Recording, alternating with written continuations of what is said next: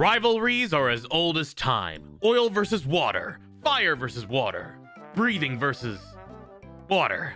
Man, water doesn't get along with a lot of things. Much like water, Mario has his own fair share of rivalries.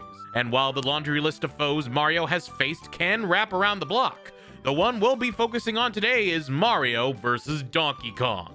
Donkey Kong's whole shtick used to be facing off with Mario literally since their initial creation. Man versus ape, Italian versus primate, plumber versus King of Congo Bongo. Despite their long-established rivalry, they haven't had as many titles together, at least not as many as they should. Also, Donkey Kong has evolved into somewhat of a hero himself, with his last game being Tropical Freeze on the Switch. Wait, what? It's been 10 years since he's had his own title? I mean, who's counting, right? But with Nintendo's new release comes a new game featuring a Kong on the Switch. Don't worry, King Kong is out, and we're talking about the new Donkey Kong game everyone's been raving about. Or at least Nintendo wishes they were raving about. That's right, we're taking a look at a remake of their first Game Boy Advance game, Mario vs. Donkey Kong. Donkey Kong returns to his role as an antagonist where he steals all of the mini Mario toys in the Mushroom Kingdom. It's up to Mario to solve platforming puzzles to get back the Mario toys from the tie-wearing ape himself. The series has quite a number of games, with each sequel arguably getting worse and worse as time goes on. But this is a remake of the original game that started it all. The duo going at it with some unique puzzle platforming and some added levels to boot. But is this game worth getting at $50? The title's not exactly cheap, and some may not want to spend that money on what is essentially a handheld remake. But I've bought less for more, so let's give it a shot. Is Mario vs. Donkey Kong a worthy remake? Let's find out. The story starts with Donkey Kong chilling and watching TV, and he sees a commercial for the mini Mario toy, the hottest new craze in the Mushroom Kingdom, and our favorite ape just has to have one. He sadly finds out that they are all sold out, so like any law-abiding ape, he decides to break into the toy factory and steal all the toys for himself. I wouldn't expect anything less from this Jingle All the Way-like plot. I'm gonna deck your halls, bub. Donkey Kong is so captivated with his rival that he has to have one of these licensed figurines, which is a little weird, I might add. He is so crazy for him that he's even willing to break the law for it. I know these toys are great and all, but is it really that believable that someone would obsess over getting a bunch of toys? Please. Don't look at that shelf. Don't look at it over there. You didn't see anything. Mario witnesses the scene of the crime and must get the stolen mini Mario toys, the lost presents, and stop Donkey Kong. I'm not gonna lie, the opening cutscene is pretty good and well animated, especially since the original GBA was essentially just a slideshow. Although missing some iconic imagery like the hearts in DK's eyes, it's still cool seeing it in the modern Mario art style. Also, it's great hearing Charles Martinet as Mario again. I'm glad they won't replace him in these remakes. The scene is an entertaining sight to see with a lot of great visual gags and references to the original. Although I do have to wonder, why does Donkey Kong sound like Tim Allen from Home Improvement? Oh, no.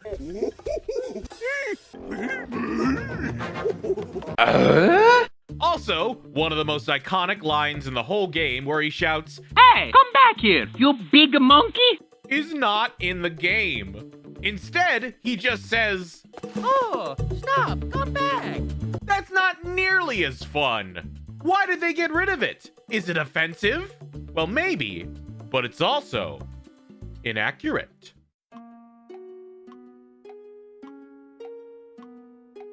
Actually, Donkey Kong is in fact not a monkey, as monkeys and apes are not interchangeable.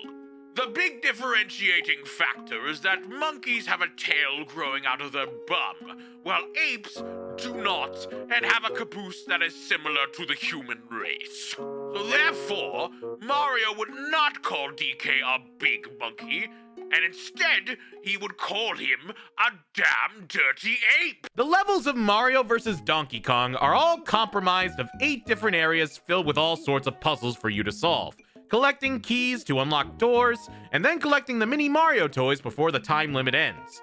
Each world takes place with its own location, including the toy factory, a jungle, a volcano, a haunted mansion, even an ice world. The puzzles can have you doing all sorts of things, From hitting switches, to throwing obstacles, to throwing enemies, to using them as platforms or ways to get around the levels. There are unique obstacles and objects to use depending on what level you're on. Mario can do quite a lot to solve said puzzles. That's a majority of the game, if I'm being honest. Going through little labyrinths to find the key, to enter another labyrinth to lead to another mini Mario. You do this 6 times each world, and then you do 2 other levels, one where you lead all the mini Marios you collected, and the other being a boss against DK. That's pretty much it. Rinse and repeat for 8 worlds. The presentation is a lot of fun, and looks like a typical Mario game. Not the zaniness of Wonder, but what we can expect of these games. Cartoony, yet clean. It captures the vibes of a Saturday morning cartoon, and feels wholesomely goofy. The music is very jazzy, and while nothing is super catchy or earwormy, the song fits their settings well and add on to the atmosphere as you contemplate each puzzle. Speaking of, I really enjoy these puzzles a lot. They are really well designed to the point where you have to discover what the heck you need to do in order to solve each room. Do I hit the red or the blue color switch? Do I go this way or that way? Do I throw the enemy here or do I grab the monkey's tail? It's not something you can autopilot. You gotta really focus on what you're doing. And you also gotta rely on Mario's moveset. Mario brings a lot to the table for this adventure, like jumping. Duh, but that's not all. He can do other cool things like picking up items and enemies, a la Super Mario Bros. 2, or do things like handstands and other acrobatic jumps to help him get to high locations. A lot of times I found myself stuck with a certain puzzle, only to remember that, oh yeah, Jumpman can live up to his name. The variety of enemies range in this game too. No Goombas or Koopas here. Honestly, the most common enemy are the Shy Guys, and I really enjoy their voices in the game. That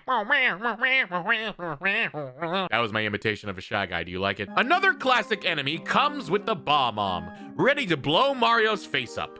However, there's a whole bunch of unique enemies like Wind-Up Monkey, Pooping Bird, and Trash Can with Eyes. Oscar the Grouch, is that you? Ding dong, you're wrong. And let's not forget my favorite, Eyes Trapped in a Pile of Bricks. This one made me laugh because he is forever making those weird grunts as he drops bricks below him. You know I would be mad too if I had bricks all over me. You do you, Brickman. You do you. All of these switches, level-specific mechanisms, and interesting enemies combine to form each particular level encountered in Mario vs. Donkey Kong.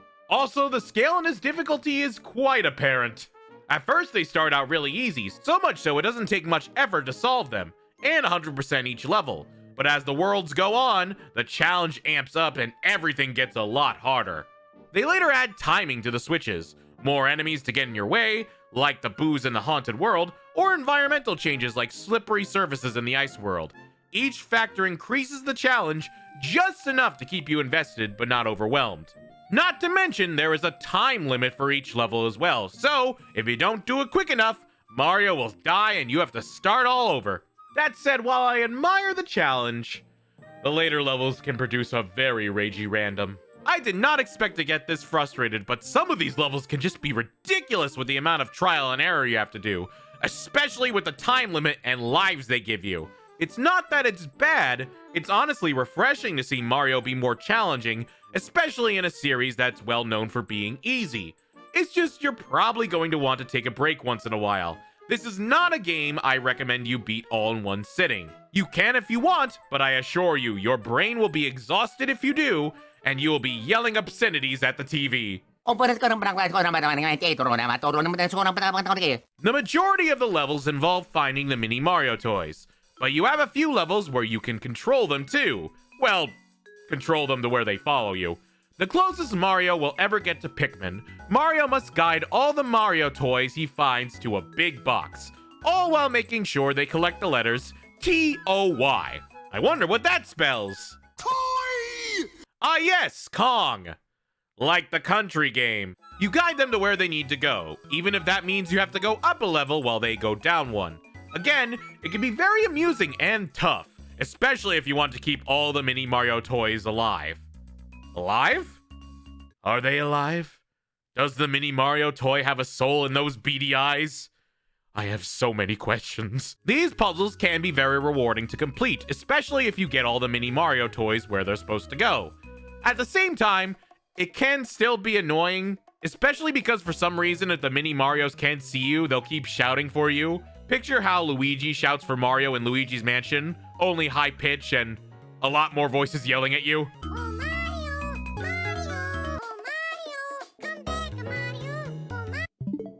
Donkey Kong can have these guys. At least the game overs are quick. Whether I lose a mini Mario or lose my own life, game overs don't take too long. You see an animation, then you're back in action. I'm glad for the fast turnaround, but it begs the question, why have lives at all? Is it just trying to be faithful to the remake? I don't know, it feels a bit pointless to me. Just let us play the game, no lives at all. Oh yeah, there's one more type of level in Mario vs. Donkey Kong. The level where Mario is versing Donkey Kong. And honestly, it's my least favorite part of the game. The gorilla throws barrels and other projectiles at you, and then you have to dodge them and throw projectiles at Donkey Kong until he gets hit. Rinse and repeat until he falls down and runs away. It's not too bad or even that tough, with few exceptions, but for a boss fight, you know, the fight against Tim Allen Beast, it's a little underwhelming. It just feels like I'm going through the motions, and that's definitely not something you should feel for a boss fight. I could have gone for a bit more variety in these fights. Sure, they can change locations and there are different things he throws at you, but a projectile by any other name is just another projectile. In fact, that's one of my big problems with Mario vs. Donkey Kong. It can get repetitive and a little boring. Those levels I described, 6 puzzle levels, a mini Mario escort mission, and the Donkey Kong fight.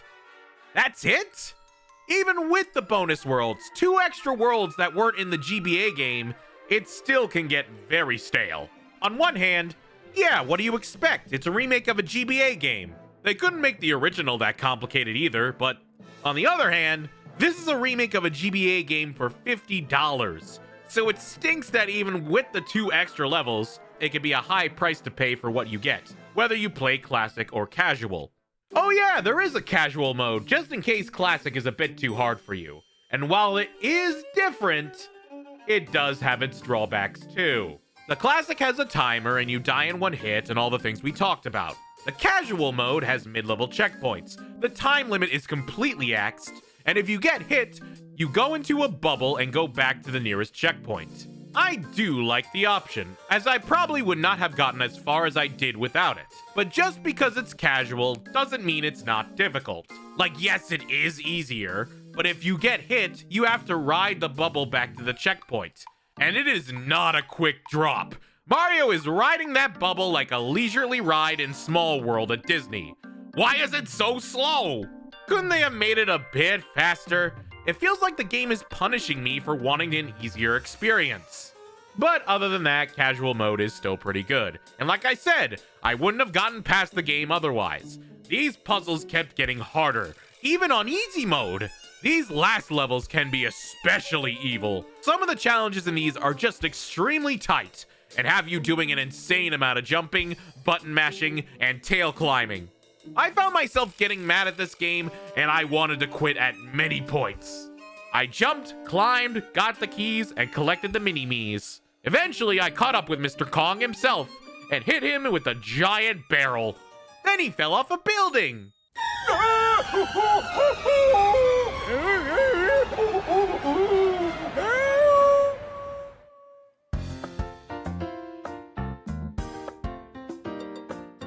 Oh my god, DK is dead. It actually cuts to credits just like that. It's kind of funny. Rest in peace, DK. Diddy will take over your banana stash. So that's it. That's the game. It did get on my nerves a bit, but hey, I'm glad it's finally over.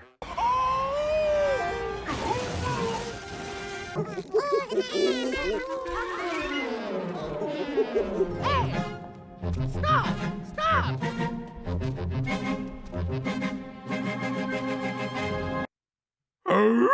Yeah, the game isn't truly over. In fact, it's only halfway done. You get to go through all the levels again. All 64 levels of collecting mini Marios. Only harder. Ha! You thought the game was short.